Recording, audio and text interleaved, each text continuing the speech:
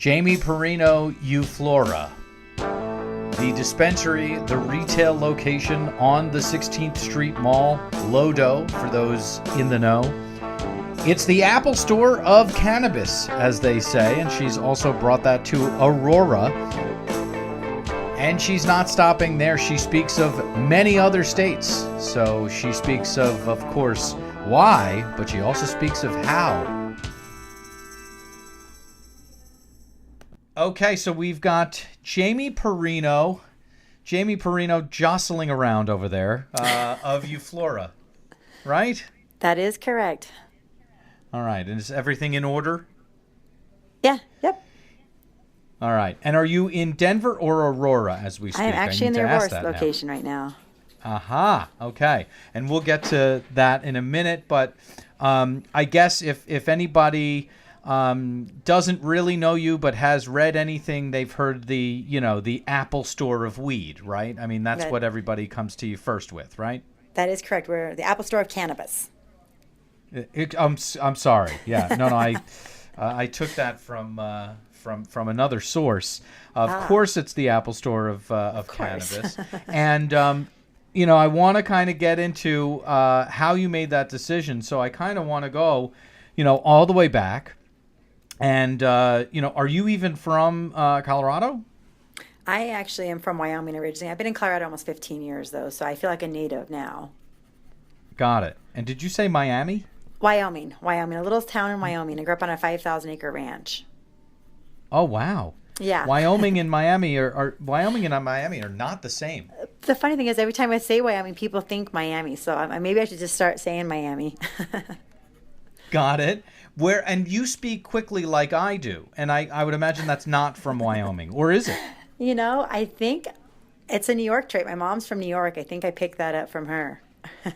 Got it. Okay. Well, then now we have to ask, how does your mom from New York, how does she wind up in Wyoming? Her family moved out here when she was about 16, and she hated it, of course, at the time. And now she's lived there all her life, and she swears she'd never go back to New York to live there. Her family, her sister and brother still live there, but she still lives in Wyoming now. Got it. And why did the family move from New York? Because her one of the husbands liked to hunt, and so Wyoming obviously is a great opportunity for hunting, and ended up in Wyoming just to give it a shot. They didn't plan on staying forever, and lo and behold, they fell in love with it and never left. Okay. And just because I appreciate puns irrationally, do you realize that you said that he gave Wyoming a shot because of the hunting? That actually is a good pun. I didn't realize that. Yeah. So thank you for that. You're welcome. Yeah. So are you a hunter? No. No, I grew up, my dad, unfortunately, he had 3 sisters, and they all had 2 boys, and my dad had 2 daughters, so it was kind of an ironic twist of fate for him. He used to take me hunting and try and get me involved and get excited about it, but it never happened, so unfortunately my dad didn't get his hunting child. Got it. And then when you went hunting, take us through, so now, what are you, like 5, 6, 10, 12? Here's little Jamie Perino out with dad hunting. Take us through that experience. Oh, it was definitely different. A little girl, blonde girl with pigtails running around with a pink winter jacket on. And I remember I have pictures, of us with the first time a deer was killed. And it was definitely an experience. I don't know if it's traumatic, but it's definitely something, when you see it the first time as a child, it's a little shocking to see this animal running and then kind of go down, But it's the lifestyle. I didn't think anything less of it. It was just the way of the West, I guess. Indeed. And being from New York, the first time that I saw a deer shot was in the movie Bambi, of course. Yeah, in the movie. Which was also traumatic. Yeah, it was also traumatic. Yeah. Yeah, exactly. That's the only real recognition you have as a child is the cartoons. Right. But so, in all seriousness, how much did that affect you? Can you go hunting now? Is it a non-issue, or what happened based on those early experiences? No, I mean, I guess it really made me appreciate that people, they live off the land and they work for it. And it's part of Mother Nature's cycle. I believe absolutely anything you hunt and kill, you need to eat. And that was the thing that's always instilled in me. You don't kill something just for the horns or the fur or something. So it definitely taught, you only take and what you can use. Got it. Okay. And do you have any guns? I don't. Yeah, I'm not a hunter. Like I said, never. I don't Right. even have. I like hunting. I like shooting guns. I guess I should say, like going to the range and blowing off some steam on a gun is fun. But I'm not the kind that carries a concealed carry or has rifles or shotguns or anything in my house. Got it. Not Yeah, opposed to we've it, just don't have it. Got it. We've had other guests that have volunteered that information, so I wanted to make sure that we dotted that I. Sure. Cross that T. So the little Jamie Perino learning the right lessons from hunting. If you're gonna kill it, you're gonna eat it. You're gonna use everything that you can. Now, as we get into our more formative years, what's the high school version of Jamie Perino? Yeah, so the high school version, I was involved and active in everything I could be, from sports to student council to FBLA to I tried everything. Band. I was a very active person, and the best thing was to keep me busy so I didn't get in trouble, I guess you could say. So that's kind of, I had a lot of energy. I've always had a lot of energy and just needed to find ways to use it. Got it. Okay. Well, energy, ways to use it, cheerleading, check. Okay, fine. Student council, what were you doing with that? I was just always on the student council, and then my senior year, I was like the president of it. I really liked being involved in helping, the school and stuff, and finding activities for everybody to do. So helped write some of the, rules and stuff I guess we had at that point. Oh, you did. So there you go. You were involved with regulations that early on. Exactly. Had no idea what I was doing, but there it was. There you go. And you said you did wind up as president? Yes, yeah. Do you remember the platform? Oh my gosh. Pizza on every Friday. I honestly don't remember at this point. That was a long time ago, Seth. That's a tough question. Okay. Well, it wasn't that long ago, but whatever. So SBLA, forgive me, what is SBLA? Future Business Leaders of America. Uh-huh. FBLA. Yeah. Okay. Yes, FBLA. Right. And then, of course, growing up out in the country, my parents had me on 4-H for a while, trying to, do the showing sheep and cows and sewing and cooking. And they made me, I tried everything. I may not have liked it, but at least gave it a try before I completely quit and gave up on not liking it. Got it. All right. So 4-H, we got the FBLA, we've got student council, we've got the cheerleading. What sports? I did swimming and track. I kind of was always more of an individual person. Then if I lost, it was pretty much my fault. It was just easy. I've kind of always been like that. I just like to take responsibility and action into my own hands. Got it. Okay. And so how did that apply for band? What instrument did you pick up there? I played the flute, of course. I gave it a couple. And I also played the piano too, and I liked it. I just not very musically inclined. I have no artistic talent. Can't draw a straight line with a ruler, so don't ever ask me to. That's just definitely not my talent at all. Okay. So here's you, active you, and I mean we can hear it in your voice, Jamie.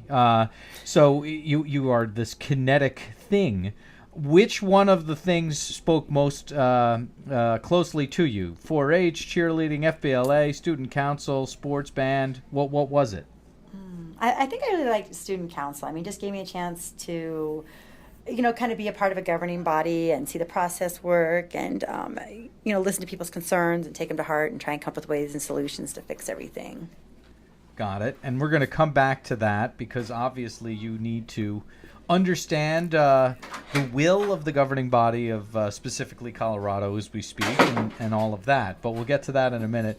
After school, what kind of jobs did you pick up? Oh, goodness. What kind of jobs? So one of the worst jobs I ever had, but it taught me a lot and a lot more appreciation. I cleaned hotel rooms for a couple months, and that was a horrible job. As far as right out of college. I also did highway road construction, which was a lot of work. Right out of college, when I was in college, like in the summers, I did that as well.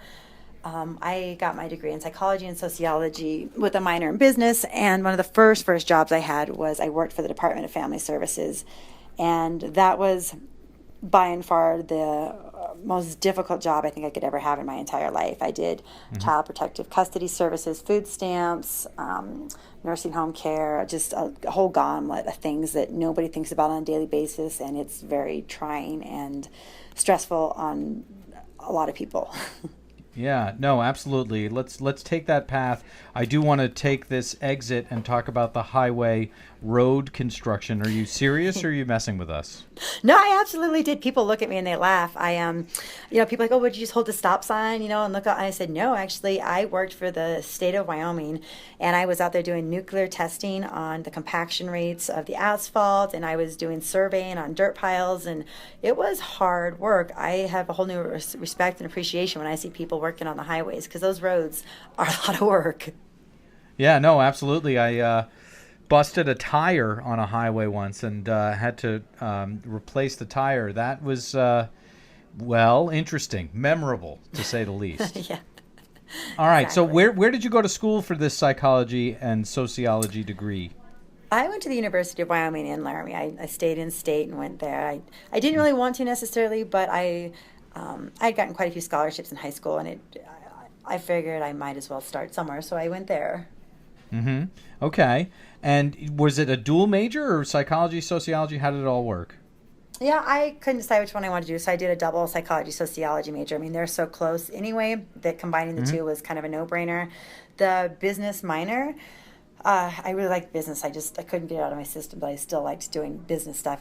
And then my ultimate plan was, when I graduated, to get an IO psychology degree, which is industrial organizational psychology. So it is basically a business psychology. That was my plan, but I moved to Colorado to get residency so I could go to the University of Colorado in Boulder. And I found a different job in the meantime while I was waiting to get my residency, where I started working for a very small company, about 3 to 4 people, and we designed stainless steel and copper kitchen and bath products. And I absolutely loved it, and that's where I ended up, and I didn't go back to college and get my master's then. Aha. Well, but wait, you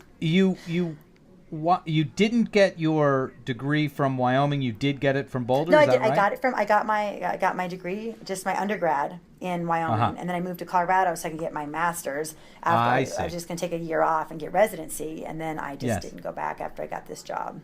Got it. And you had a dual major and a minor. Yeah. Yeah. And it's just because you can't sit still is basically what you're telling me. Yeah. If anybody needs to analyze themselves, it's probably me analyzing myself, and that's probably why psychology would be good for me, but I like to always challenge myself. Got it. All right. So the scholarship thing, what was the scholarship in? I had several different scholarships. I applied for every scholarship I could. I mean, I was, just apply for them and see what you got. And I had several. Most of them were for being involved, being very active in sports and, community service and that kind of stuff. So and a couple of them for, decent grades. Right. Okay. But none of the sports scholarships, none of that. It was mostly basically for hard work. Yep, exactly. I may not have had a lot of talent in like the sports, or I said like music or art or anything, but I've always been instilled that hard work will pay off, and it's always happened for me. Hard work always pays off for me. Yeah. And you're one of those people that just simply doesn't know how to do it another way. I can hear that. Yeah, pretty much. That's all there is. There's a block, but you find a way around it. Yeah. All right. So child protective services, take us through, you did touch on it and you said that it was tough, but how did you come to that job? I would imagine it was through your major. It was, yeah. And I was looking for a job at first, just to kind of get my foot wet and see what I really wanted to do in the meantime until I went to, get my master's. And this came open and they said, they pay for part of my schooling. They pay back part of my student loans. 'Cause I did have a couple student loans. And it seemed like a great idea. I was like, oh, great. I'll work for the state. They can help pay off my student loans. But it wasn't worth it. It's such, I don't want to use the word depressing, but it kind of is. It's just depressing. You see a lot of people that really, really need food stamps or need the assistance, and they aren't getting it properly. And you see others that don't need it and don't deserve it and are just completely abusing it. So it was a really tough situation for me to be in. And in the time that I was there, I had one of the highest rated cases of finding fraud. That was my goal. I don't know why I set this up, my goal, that I was going to find fraud cases of people trying to, get more out of the system than he deserved. And that was definitely where I had earned my name in the industry there. Interesting. And why was that a goal? Why did that speak to you? Why was that so important? Well, just because it was really tough for me to see, these people driving up with these really nice cars and coming with really nice clothes. And I knew, not that it just, when people are abusing the system, and there's got to be a better way than what they're doing. Go get a job and again, work hard for what you have. Don't just take it for granted. Don't work the system. And I think that it kind of just irritated me to see that people didn't know the true meaning of a dollar and how to work hard. And I guess I don't want to say I could teach them a lesson, but I wanted them to understand that there's other ways than just what they were doing. Right. Got it. Trying being one of those ways. Yes, exactly. Right. All right. So you go to Boulder, but that's like on a lark. Why? How did you go from Wyoming to Boulder? These are two beautiful places, of course. But why? Yeah. Well, like I said, there were several undergrad or graduate schools I was looking at. And, Boulder's just amazing. Why would I want to go there? Plus, it was still kind of close to home. A little further away, but still. And I've always liked Colorado. Growing up in Wyoming, you came to Colorado for vacations and stuff. So I had a liking to it. That's, just kind of what happened, and ended up, like I said, not going to graduate school, but instead just working. Yeah, so what was with this kitchen and bath thing, right? This was what, like hot tubs and stuff, right? Well, it was actually, it was bathtubs and sinks it started with. The company was really small. Like I said, people send in their plans of their bathrooms or kitchens, and I would help them design bathtubs and stuff. And then we'd go out and we'd custom build them and fit them into their houses. And as the economy was booming at this time, this is when the housing market was absolutely amazing. So I was working in $2, $3, $5, $10 million homes, and it was a lot of fun getting to travel around and do this kind of stuff.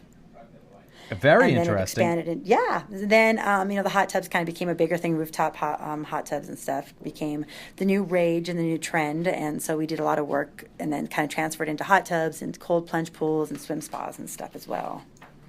What did you learn from going into those homes? And this is where kind of design, your design focus really kind of comes out. What were you noticing? What were the similarities between the requests that the folks were making for their custom designs, and what were the lessons learned there? Sometimes it was people had their ideas didn't always match, I guess, what you knew they should put in there, and you had to just kind of. They're the customer. They're right. You have to go with them. They design something, and you're like, this is going to look absolutely horrible, but you had to still go with them. That's what they wanted. But it kind of gave you a design eye of what does work and what doesn't work, and ways to kind of soften, I guess, the edges around it. If it doesn't work, add something else into it to make it look better, but they still get what they want, kind of thing. Right. Got it. So you kind of helped around the edges type of thing.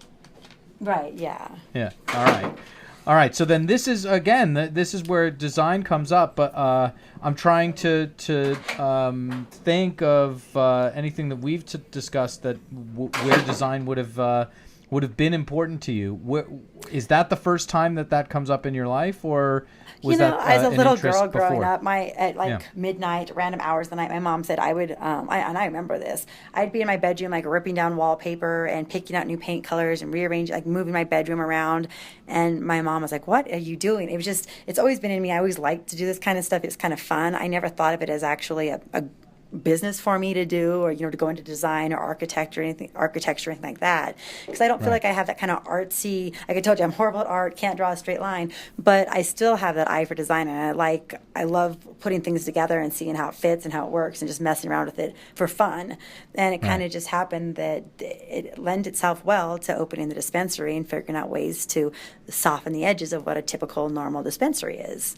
That's it. And did you go directly from the kitchen and bath place to opening the dispensary, or was there another step?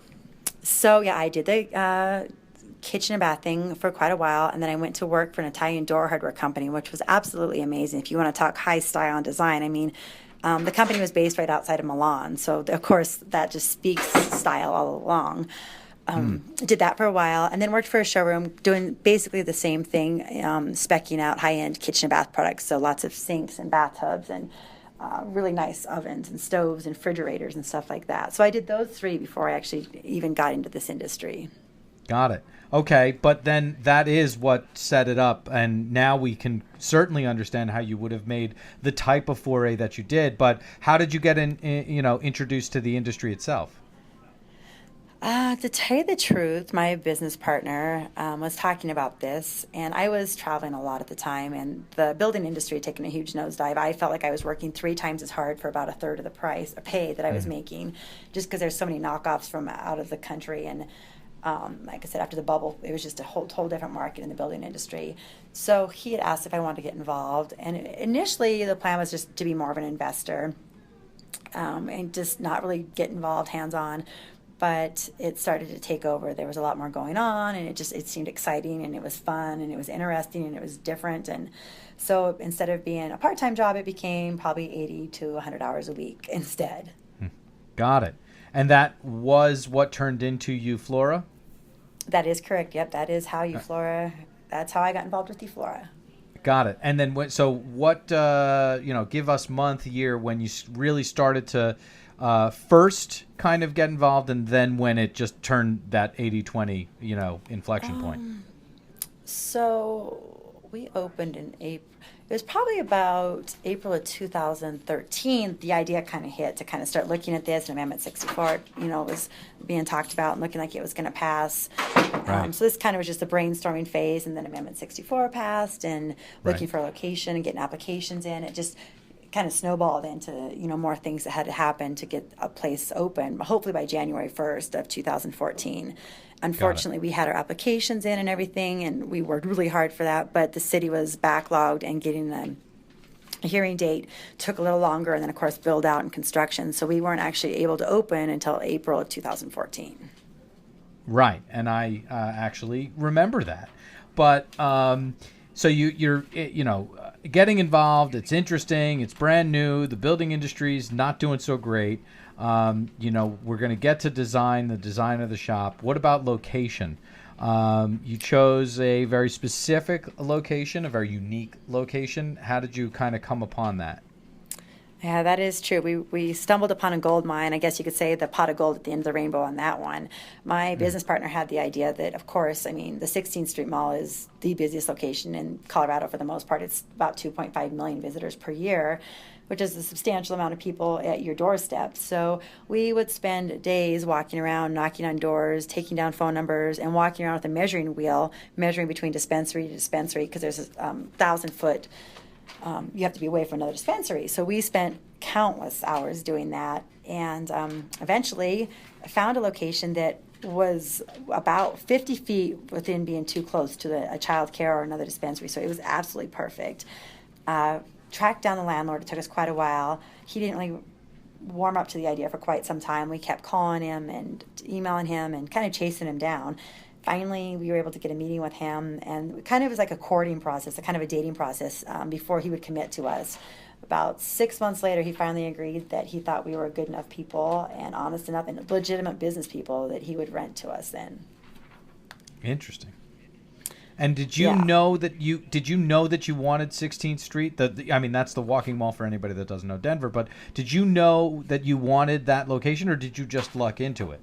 Oh, no, that was planned. It was definitely known that 16th Street Mall is where we wanted to have the recreational store for, anyone 21 and over, any tourist that's going to be here, we wanted to be the first to capture them. And we're right by the hotels and the convention center, so it was definitely well thought out. Good. Okay. And then hence the measuring wheel. Yes. You finally find the landlord. Take us through that courting process, though. How did you change his mind? We did a lot. We gave him, I think, references from everybody from our first grade teacher all the way up. I know he did background checks on us. He also saw that we had to pass the background checks for the state of Colorado and, the city and stuff. Just really kept meeting with him and setting up meetings and showing him our ideas and our layout and telling him our concept and explaining to him how we were going to be different, how we weren't your traditional dispensary, how it wasn't going to smell, our security measures as far as having security guards, our safe rooms. It just really was a lot of convincing him that it wasn't going to be a detriment to him or anybody in the area. Also involved with that, Downtown Denver Partnership. It's kind of an HOA for the little street mall area. They do the flowers and keep it clean and looking nice and pretty. We went to them several times and worked with them and got their basically blessing as well. And when he saw that they okayed it, he felt a little more confident in his decision with us. How did you get the okay from them? Same thing. We spent a lot of time explaining to them what we were going to do, our security measures, how we wanted to be involved in the community. We wanted to, there's a lot of homeless, unfortunately, on the 16th Street Mall. And we explained, we want to help clean this up and we want to contribute as much as we can, as well. We want to add to the safety of the area, having our security guard and our cameras and stuff we thought would really be a benefit to them and not an issue. And they agreed. The only real concern they had was our name. They didn't want anything with a big green cross in their name, no marijuana, no cannabis, no Mary Jane. So thus, part of the reason that our name is kind of discreet without your usual typical dispensary sign is because that's what they requested from us. Got it. And what's the etymology? How did you come upon Euflora? You understood what you had to do, but where did you find Euflora? Yeah, so we had our friends all throwing names at us, and we'd sit down at night and just write down every name we could think of and come up with, hundreds of them. And finally, it came to the point we were talking about, and I started thinking, what does marijuana do? It gives you a feeling of euphoria. It makes you feel euphoric. That's kind of where it came from. Then the idea of flora and fauna. So at first, the name was a little too long. It was euphoric flora, but that was too long, so we shortened it up just to Euflora. So, all right. So there you are, Euflora. January 1st kind of rolls by, but you do get doors opened, in April. And what were those first few months like? Well, honestly, it was our goal. We missed January 1st. So, of course, the Cannabis Christmas of April 20th, we had to be open by then. So we barely, we just made that in time. It was a very exciting time, a very trying time, and we hadn't really been open that long and didn't know what kind of crowds to expect on 420 weekend. And it was over the top. It was better than we could have ever imagined. And it was exciting to see everybody that worked with us to get the store open, working as a team. And honestly, just to see the excitement of the people coming through the doors for the first time as tourists and as first-time cannabis users, or maybe legal cannabis users that hadn't used it in some time. It was a very exciting couple months for us, honestly. It went off without a hitch. Yeah, no, absolutely.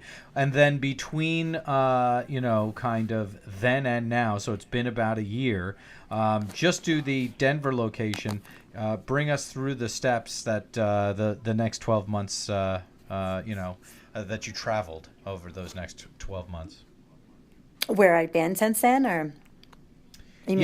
So in terms of the Denver location. Yeah, no, it was a horribly phrased question. That's my fault.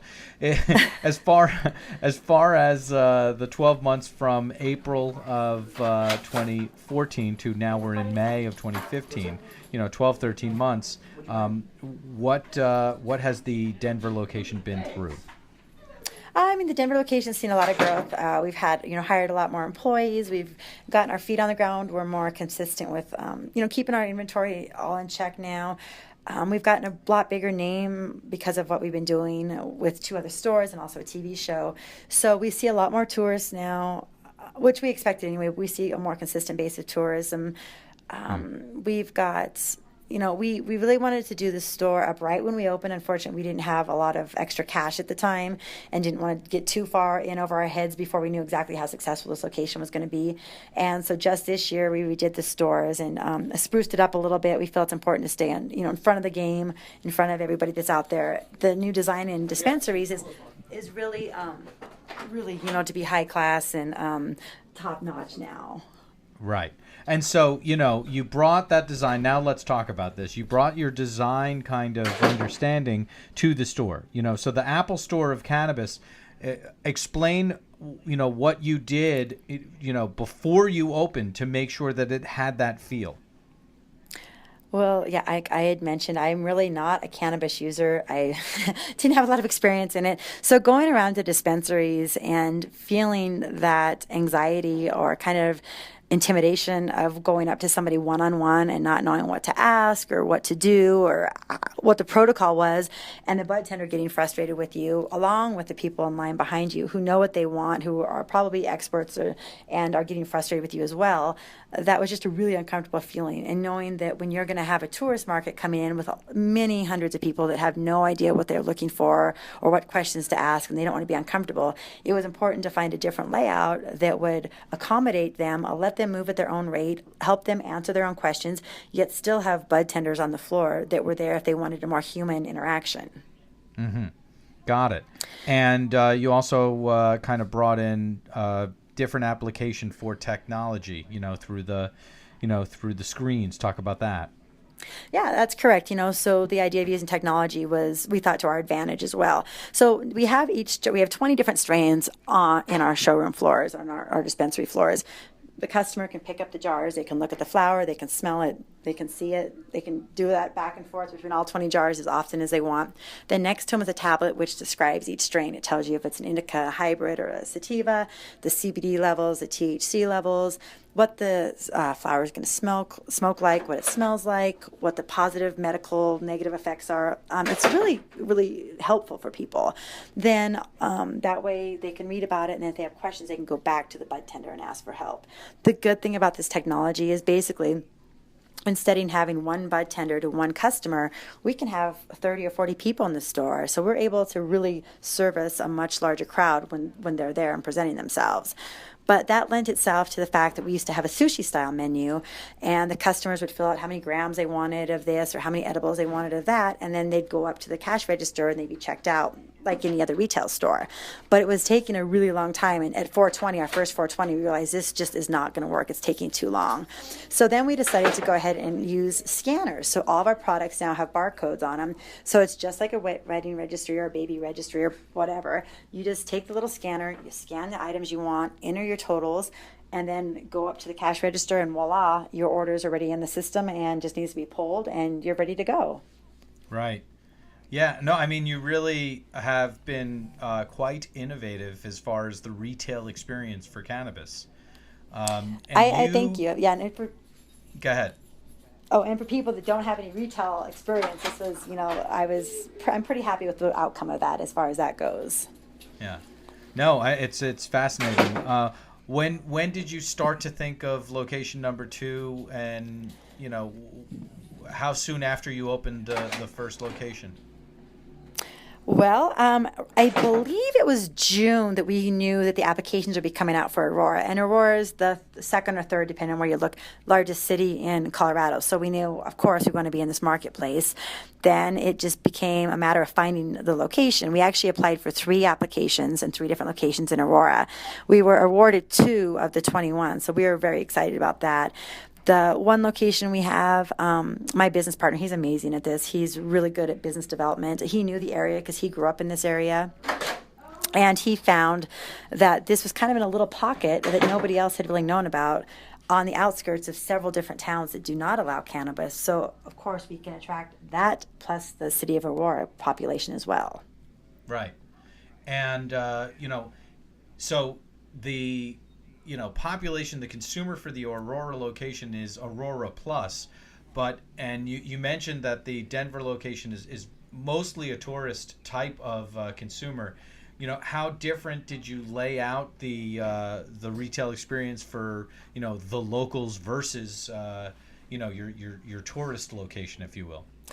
It's actually still quite the same. I mean, even though, it's a legal product in Colorado, a lot of people still are first time or new to the legalization of it. And they may have smoked marijuana in their, during the 60s, and it's changed a lot since then. So the one couple big differences we do find. Vape pens sell a lot more. Actually, both locations, that's gaining popularity. But edibles sell more so on the 16th Street Mall location, and I believe it's because people are staying in hotels, and you're not allowed to smoke in public or in the hotels or anything like that, so you can easily consume an edible, and nobody knows the better. Whereas here in Aurora, it's more of a neighborhood, suburban area, so people usually have their own houses, or they can go home and relax and consume in their own private property. Got it. Okay, so more flower, if you will, in Aurora. That's correct, yeah. Wow, interesting. And then have you started to source according to those, to those traits, or how consistent has that been? It's really, I mean, it took us a couple months to figure out Aurora. It was a little bit different. Downtown, we sold a lot more sativas and then indicas. Here in Aurora, we sell more indicas and sativas. So it takes us a couple months to figure out, and then what kind of edibles, if it's more chocolates or cookies. And, within 2 months, we've pretty much got it figured out and we're good to go. There you go. All right, so you're good to go. You said 2 licenses. So when does the other shoe drop, Jamie? The other shoe dropped for... The second license. Oh, okay. I'm sorry. So yes, that one just actually opened. That one was delayed. We opened the first Aurora store on October 12th. Or I'm sorry, October 3rd. And we just opened our third store in Colorado, our second in Aurora, on April 18th. Again, right before 420. So it was a big feat to take that on and open it right before 420. So we now have 3 stores open in Colorado. And just recently, we partnered up with a group in Oregon, and we have 1 store, not under our name yet, but that we've partnered with in Oregon. Oh, congratulations on that. Yeah, thank you. We're really excited about that. And I was just out there the other day, and we're looking at probably 2 to 4 more locations out there, hopefully by the end of this year. Okay, wait. Let's just make sure to get through Aurora first. So, Okay. Location 1 in location 1 in Aurora is Euflora, correct? It's all Euflora, yeah. Mm-hmm. Yeah, it is. Okay. And then how did you find Oregon, and how did they find you? Well, believe it or not, thank you to Pot Barons on MSNBC. That show we can't advertise in the marijuana industry. It's near impossible. You can't run TV ads or a lot of magazine ads. I mean, it's very restrictive for us. So when we had this opportunity to do this show, we thought long and hard about it and decided it would be a good benefit. And it's been a huge payoff. Most of the groups that have contacted us, we've had great success with, and we've been in long-term talks that if and when it becomes legal in their states, that we'd like to work with some of these other groups as well. Got it. And so they are approaching you, how this is happening. Yeah, that's how it's happening. I mean, we've been looking for licenses in other states. We applied in Chicago. We're hoping to apply in New York, Vegas. But it's really tough if you don't have boots on the ground. You don't know the lay of the land. You don't know the laws. You don't know the rules. So it's worked out really well that we've got some groups that are there that are interested in working with us that we feel we can trust and depend on to help grow our partnership and our name. Absolutely. So as far as Oregon is concerned, give us the overview of what's happening now, where you are, what decisions are being made. Yeah, so it's medical there only, but it's looking to turn, recreational very soon. So our thought is we want to get in, we want to get good partners, get established, understand what's going on there, and then get when it becomes recreational, go ahead and transfer over into that. It's a little saturated in parts of the market there in Oregon, but we found some outlying areas that we feel will be good, where they're same thing with their regulations and rules and restrictions on how close you can be to daycares and that kind of stuff, that there's some pockets of little towns that may only have 1 or 2 dispensaries allowed there, and that's where we think it'll be a real opportunity for us in the future. Got it. And so the outskirts, and so you're basically applying the Aurora model to Oregon. Exactly. I mean, Portland's saturated. It's like Denver saturated. Why go into an already saturated? Let's find some new areas where they may be neglected and ignored, but they could be gold mines as well. Got it. How much investigating have you done in Chicago? You mentioned that you applied for a license. Give us the overview, or however much you can share with us about what your goal is at least, and where you are with that. Well, we obviously did not get a license in Chicago, which was disappointing. It was probably one of the harder application processes we've gone through. Longest, hardest. I was in Chicago 3 or 4 days a week, almost every week for 3 months, trying to really get a feel for what was going on, meet the neighbors. But it's okay. We have some partners out there that did get licenses, and they don't really know how to run a dispensary. They've never done grows. They don't know much about the cannabis industry, and so they're interested in possibly having us come out and do some managing for them of their locations and dispensaries, using our name and our layout and taking Euflora that way into that state. Got it. And then you mentioned New York, and so that's a unique situation because that's just medical, right? Go ahead. It is just medical. The applications are due May 29th. So we're looking at that. It looks like it's going to be a pretty extensive process.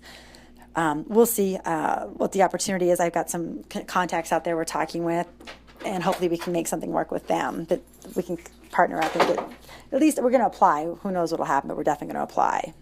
Got it. And give us the inside baseball on how the governments, the states, the regulatory bodies from Chicago and New York are similar and different. Ooh. Well, I haven't, unfortunately, with the New York, I'd say New York and Chicago are just very similar. I haven't had a chance really to explore. My business partners out there are kind of doing more of the legal part of it. I can say compared to Colorado, though, they're both I feel way more difficult to work with. And not difficult as in it's hard, it's just they're more protective. I think because there is such high population and higher crime rates in those areas, that they're taking a lot more extensive steps than we did here in Colorado. Not that Colorado did it wrong. I think it's going smoothly and there's really been few issues, but I think they're just being overprotective of the situation there. Got it. Okay, fair enough. And then how does that differ in Vegas? For Vegas, I feel like that one's actually been pretty loose. They're taking red card or medical cards from all over, whatever state. Doesn't have to be just from Nevada. They seem to be a little looser, some rules. And I think, honestly, I've heard they're going to allow smoking cafes as well. I kind of think they're doing it the right way. They're definitely going to take a lot of tourism away from Colorado if they start allowing this and being a little more liberal with the use of cannabis than we are here. Got it. And so that's what you're feeling most is basically cannabis use. Those are the biggest differences that you're seeing from Nevada than Colorado. Yeah, they still got pretty strict rules and regulations and distances between each.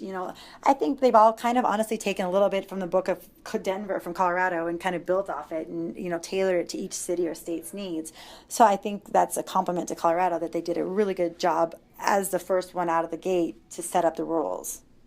It is amazing, and we've talked to some other folks that were on the ground and part of it, and we will speak to more of those folks. It is unbelievable how well Colorado has done on the rules, the regulations, and then the business owners taking it and executing. So congratulations to you on that end. Yeah, thank you. It's exciting. It's frustrating sometimes. The state, the MED, which is our Marijuana Enforcement Division, they'll change the rules and they'll come in and you may only have a week or two where this changes, but they're doing it for the good of the consumer and to protect children, which I think all of us can say we agree with and we appreciate. So we're willing to compromise, and change these rules on a dime if we have to, just to protect those that need to be protected. Absolutely. So you seem like you're really difficult to deal with, Jamie. You seem like you're very high maintenance. You seem like you complain a lot. What's the deal? I get that a lot. Yeah. In all seriousness, though, you just, as you've talked through this conversation, it's basically like, this is what the deal is here, and this is what we did, and then we went over there, and that's what the deal was there, and then that's what we did. You're a very matter-of-fact person. It is. Of course, there were a lot of road bumps along the way. There are hiccups. Every day, this industry, people are always like, it's got to be glamorous. It's got to be awesome. You got to be making money. And I try and tell people every day, I'm not a negative person, but I wake up knowing that there's going to be a roadblock in front of me every single day. But right. Again, like I said, growing up, there's going to be a roadblock. You find a way around it. So dwelling on it and talking about it, and it's not going to fix it. It's just going to make it bigger and worse. So you might as well just move past it, Where does that relentlessness come from? Is that from your mother, your father? Where is that trait from?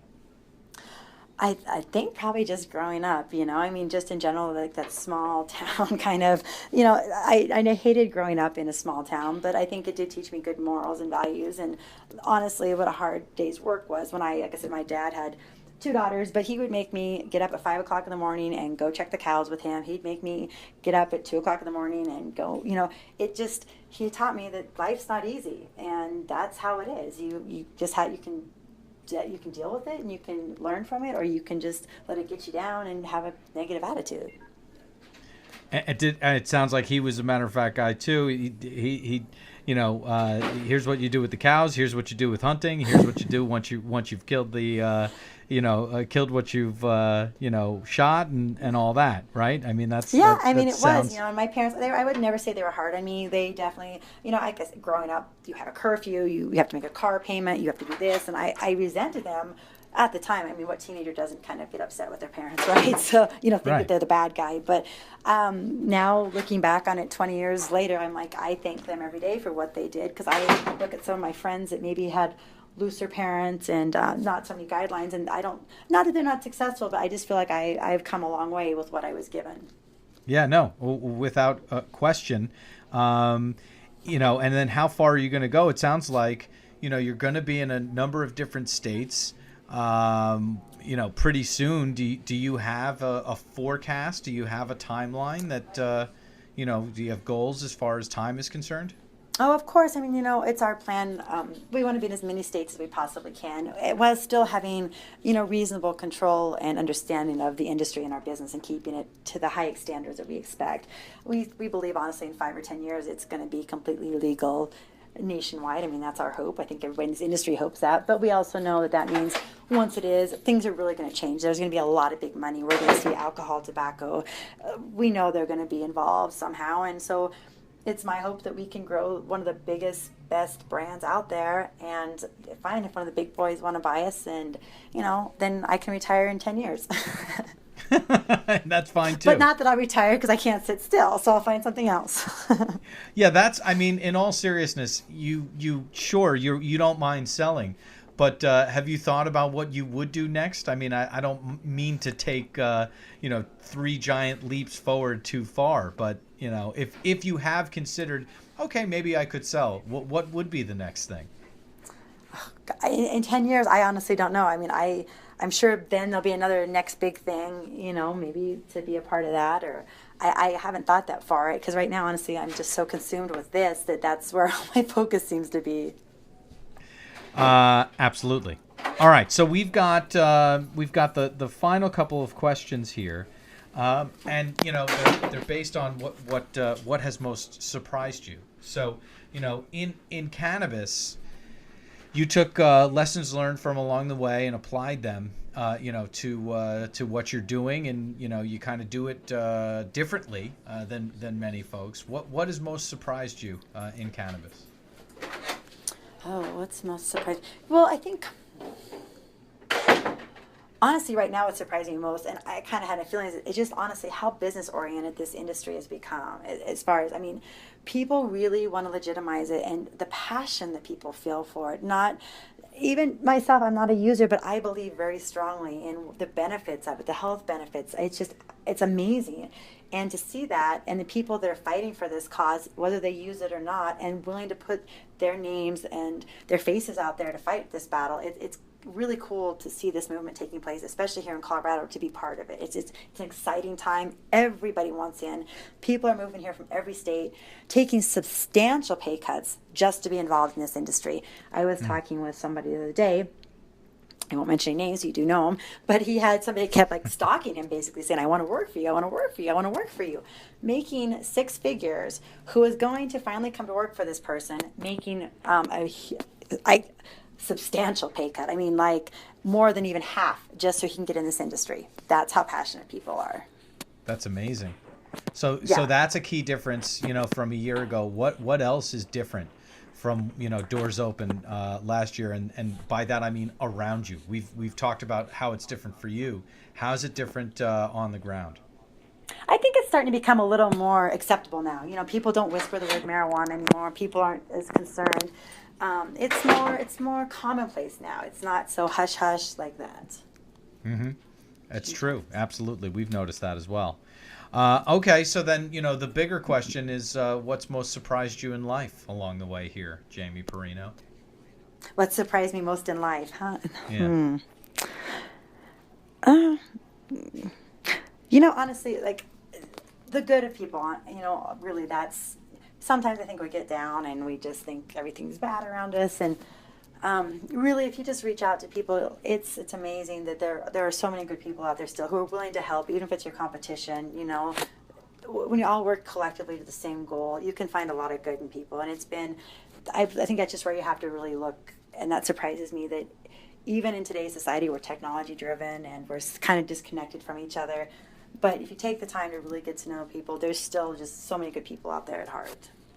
Yeah, no, absolutely. That's why the kind of the tagline for our thing here is business is personal. You know, you hear it all the time that hey, don't worry about it. You know, it's not personal; it's business. Well, no, business is personal. You know, what are your thoughts on that? I absolutely agree. I mean, I think the better personal relationships you have with people, the better your business is going to be. Because if you're a good, kind, hardworking person, people are going to respect you for that and help you. You know, even like I said, even if they're your competition and they may not like you, they'll still at least respect you for standing up for yourself and what you believe in. If you in making those personal relationships, it's just key to succeeding in any industry. Yeah. I have a phrase that I use, and I think it applies to you. It applies to many in the industry, but specifically after talking to you today, and I know you a little bit before, but specifically today, I think it applies, which is sometimes to continue on the path of least resistance, you have to run through a fucking wall. Yeah, and I would say that the cannabis industry is that wall, too, right now sometimes. So it is definitely a wall that, you just chisel out a little bit each day and you're making progress, and it may not come down tomorrow and it may not come down next week, but eventually it'll come down. There you go. Perfect. Jamie, thank you so much for your time. Great talking to you, and I'm looking forward to seeing you down the line. Yeah, you too. Thank you so much, Seth. I'll talk to you soon. Well, if you didn't get it before, you certainly do now. Jamie Perino is relentless. She is nonstop, and she is on her way to being nationwide, let's be honest.